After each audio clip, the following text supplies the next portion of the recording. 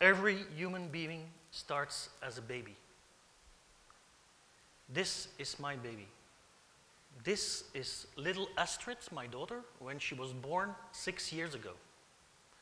And this is Astrid today. Huh?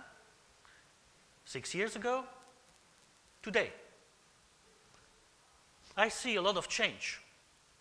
And I see even more change when I give to my 6-year-old daughter an iPad and I ask her to make drawings with her finger on the iPad. You know what she says? Daddy, my hands do get dirty. I tell you that in 5 years' time, when we will give to our kids real canvas and real paint, they will tell us, Daddy, my hands do get dirty. So that's lots of change that's going on. For me, this was a moment of reflection. A moment of reflection as my period as 6 years as a father, but also 6 years as an employee of SWIFT, because I joined SWIFT 2 weeks before my daughter was born. And I started thinking back on how to make babies. Yeah? This is how you make babies. And if everything goes well, the baby ends up in the secure womb of the mother. And the womb is secure, and it makes sure that the baby, the fetus, gets all the nutrition needed to grow as a full, healthy baby, and then is born. But of course, baby is here a metaphor for IDs. And IDs, when you drop IDs in traditional organizations, you get this sort of feeling of not being welcome. I don't know if you read a lot about psychology and how character structures of people form in the first months of somebody's life, but babies that are not feeling welcome when they are in a family develop what is called a schizoid character structure. They are looking away, they are dreaming, and even worse, it can develop into a schizophrenic behavior, which you sometimes see in corporate environments where they, on one hand side, they say, I love innovation, and on the other side, they say, I don't want to see what's happening over there. That's what antibodies do in an organization when they try to fight change. But there's a solution. It's called in vitro. So we're going to make the baby in a lab, and then we are going to incubate the baby. I did some years of research on incubators, and I found that the first guy who built the real human incubator was a guy called Stéphane Tarnier in 1880. So that was for human beings, but if you look at where incubators have started here in the valley, and on the other side in MIT, this is a picture of the old MIT building number 20, which was a really not so pleasant building, but people flocked in there, and why did they flock in there? Is because they could move around the walls. They hacked out the wall so that ideas can flow freely. And they tried to mimic that in the new MIT building, where the architect really designed it in a way so that ideas can flow freely. So the point I'm trying to make is that you will not do innovation in castles with long corridors and closed offices. The space matters. This is a picture of our new incubator at SWIFT, where we don't have traditional offices anymore, and we bring the people together in a sort of garage approach so that they can quickly exchange ideas. The physical environment matters. So it's not only about making babies, but also about growing up the baby into full human beings that develop their full potential. It's creating the right conditions to do that. That's how you raise children. So if I learn my daughter to ride a bike, I hold the saddle and I release. She's on her own. You must have this capacity to release as well. And then they grow up. Then they become adolescents, a little bit weird. Now, who knows who this is? Björk? Björk is a weird Icelandic singer. And who knows when she was born? When was Björk born? Just a guess? 70? Yeah. It was 65. So my question is to you is, when were you born? Were you born before or after Björk? Because that's an indication of your weirdness. And if you read Seth Godin's latest book, which is called Weird, the thesis of his book is that weird becomes the norm. Think about that. I was born in '57, so before Björk. So when I went through my adolescence, I started doing all sort of crazy things. I have been a quite successful DJ for many years. I mean, doing gigs for 3,000 people, that sort of things. And I started one of the first free pirate radio stations in Brussels. So all things that are a bit illegal. But this whole pirate mentality brought me to this idea of pirates also have a treasure map. And I would like to use this treasure map as a map to articulate the typical behaviors, attitudes of what you could call corporate rebels, or renegades, or pirates in the company, or the people that really want to move and shake the tree.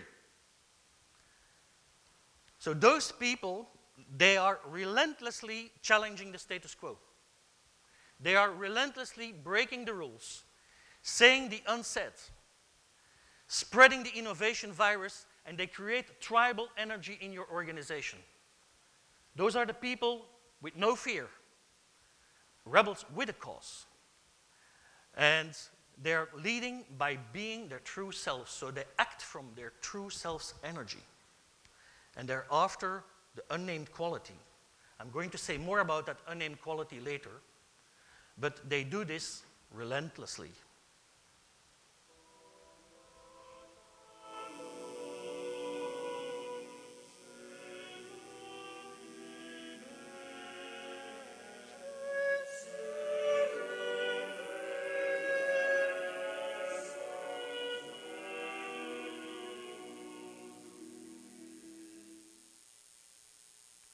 The first painting in this sequence is from a Flemish primitive, probably the most famous one.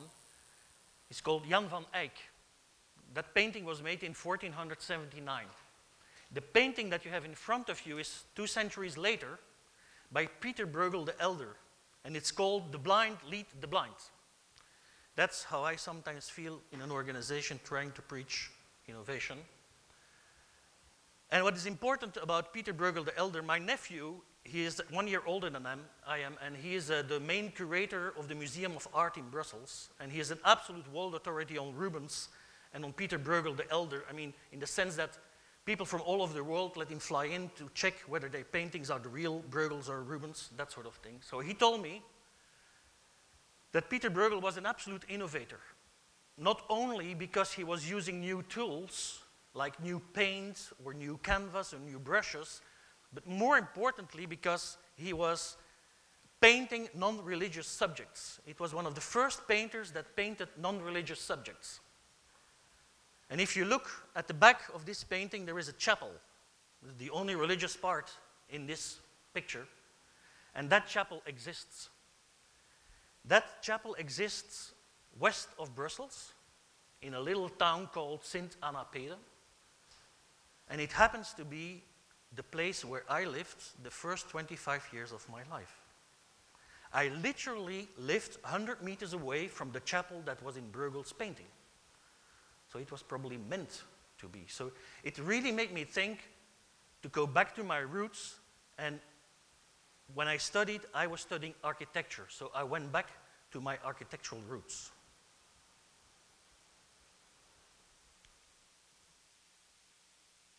Staring at water's edge, cold frost on my twig, my mind in whirls, wanders around desire.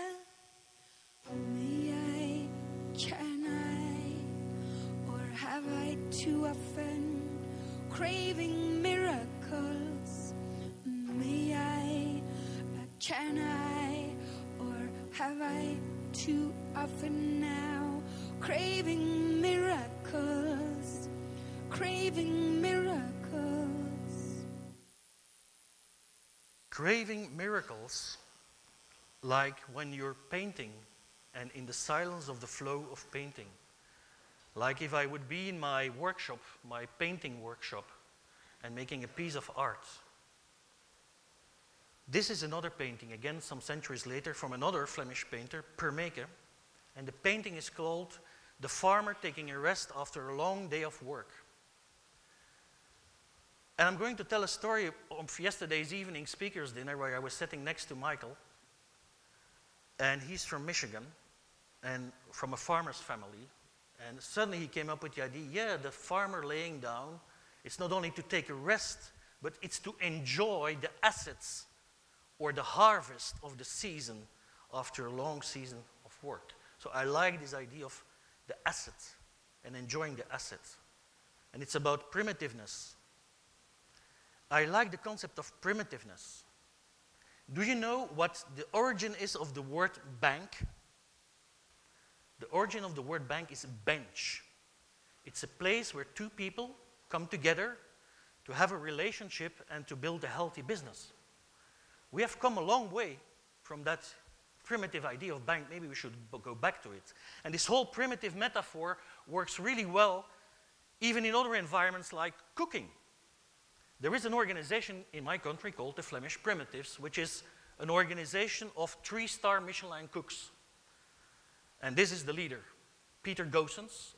And look at the expression on his face, the intensity by which he's preparing a fantastic meal for the evening. And look when he's coming back from the land, when he has inspected the vegetables and his cattle, and going back to his restaurant, thinking what I'm going to do this evening with a fantastic meal. You almost can smell the earth. You can smell the primitiveness, the groundness of this. I have a dream. I have a dream that I can pass on the baton of enthusiasm of Innotribe at SWIFT for creating a tribe of innovators. I have a dream that we can be again 100% free and that we can really get that unnamed quality that was so well written in Alexander's book about the eternal qualities of buildings. He tried to describe what a great building was about, and there was no word for it. It was the unnamed quality, but it's about things that the building is alive, it's whole, it's exact. It's exact like in the sense of right. It just feels right, and it is egoless. You don't see anymore the hand of the architect. It's built for the customer, and it has something eternal. Let's come back to our baby. Because I'm going to tell you about a project that is happening in our incubation activities. We have an incubation fund. And that project started as a research on digital identity. So who am I in a digital world? Every baby is born in a certain context, whether that context is a financial conditions context, or it's your family, or the ancestors. It's even a governmental context. So you're born in a certain country, and the country issues an identity for you, whether it's issued as an identity card, a passport, or a driver's license, or whatever it is. But you already have that governmental context. The point I'm trying to make, that the idea of identity cards or passports is an anachronism. It's applying brick-and-mortar concepts to a multidimensional online world. There must be a better way to think about digital identity. So we started thinking about this, and we came up with the concept of a digital identity spectrum, like you have the spectrum of a star, which is unique for every star. So what if we could have identity like a spectrum where every color represents a facet of your identity, your business facet, your health facet, your financial asset, etc., facet. And if you remember those old radio stations, you had these big buttons and there was this thing that was moving around to tune in the right channel. So what if I could tune in my digital identity spectrum, not only this way, but also zooming in and zooming out? And what if I could add a time component so that I can play backwards and forwards? And maybe if that guy keeps on having the same pattern, maybe in a couple of years he will represent a risk, a financial risk for my organization. So we are talking about something multidimensional, like a sphere, and every color of that sphere is basically a facet of your identity that you may wish to share in a customer-centric way with a particular vendor of your choice. So my medical profile, I may want to share it with my doctor, but not with my insurance company. So this whole concept is basically called vendor relationship management, the opposite of customer relationship management. The empowered customer taking control of what he shares with whom. There should be some music here. The man behind it was a utopian visionary who had worked as an engineer in the US military. He was called Buckminster Fuller. "I will make my life an experiment," he said, "to search for the principles that govern the universe." Fuller had invented a radically new kind of structure that was based on the underlying system of order in nature. It was called a geodesic dome. It was very simple but incredibly strong. Giant geodesic domes were built to house the radar installations for America's early warning system in the Arctic. Fuller's geodesic domes imitated the idea of the ecosystem. Each tiny strut was weak, but when thousands were joined to form a giant interconnecting web, they became strong and stable. Mimicking the ecosystem, when small, fragile pieces come together, they form something strong and stable. That's what we are trying to do in the digital asset grid. So it's all little pieces of digital assets, but together they form a strong fabric. And that fabric, we imagine that one day our organization can provide you the map of that fabric, so that you have pointers to the location of the digital asset and pointers to the associated usage rights and who can benefit those usage rights. That's what the digital asset is about. It's like a Google map, but not from buildings, but a map of digital assets. We would probably run the version that is for the financial industry like a sort of beacon to find out what is sitting where. So this sort of far forward-looking innovation projects, they may find a place here in the Valley. And I really encourage you to think what makes you excited, what sort of innovations make you excited. I would propose this model, which has 3 dimensions, as you can see. It's a time dimension, abstraction dimension, and a level of disruption. Most companies, when they talk about the core, they have their thing. Let me move it upside here. Okay, they have their thing. And if they develop innovation in adjacencies, it's my thing. It's just a variation of the same thing, but it's a little bit newer. The next thing is probably adding more value. And the next thing is getting into new territory. So if you start thinking about the bank, we have today a money bank.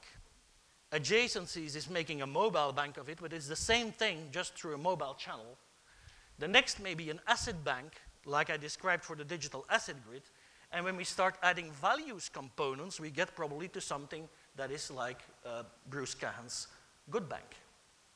So beware of gadgets. We are not talking here about building in the Valley an incubator for building gadgets like the next new iPhone killer or the next cool thing from Samsung with a 4-core processor and a 10-pixel mega screen. No, no, no, no. We are talking about the things that are on the right-hand side of this model. Those are the things that need an incubator. Those are the things that have the potential where the edge can become the core. Innovation, there's one more thing. It's one more thing. It's the story about the chicken and the egg. And in our case, it's the story about the castle and the sandbox. The big castle and the sandbox where you can play in a secure environment. What we have to create here in the Valley is the secure sandbox where we can bring in the multidisciplinary research from all the universities at Stanford and play in a secure environment in that sandbox in a company or organization like Good Bank or that sort of things. Just be aware that you don't put the sandbox outside of the castle. Put the sandbox in the castle so that everybody can see what's going on. Transparency, look over the shoulder. That's interesting. Maybe I want to play with you next time as well. Innovation always disturbs. It disturbs something, whether it's the core or a market or hierarchies or power balance, but it does disturb something. So here's my invitation to you. I would like to invite you to create viral infection from within your organizations. I would like to invite you to start baking babies again. I would like to invite you to create deep intensities. It's not a typo. Deep intensities. I would like to create, to ask you to focus on the abstractions, on the things that are 5, 10 years out. I would like to focus you on disturbing innovation. I would like that you make the edge become the core. Thank you.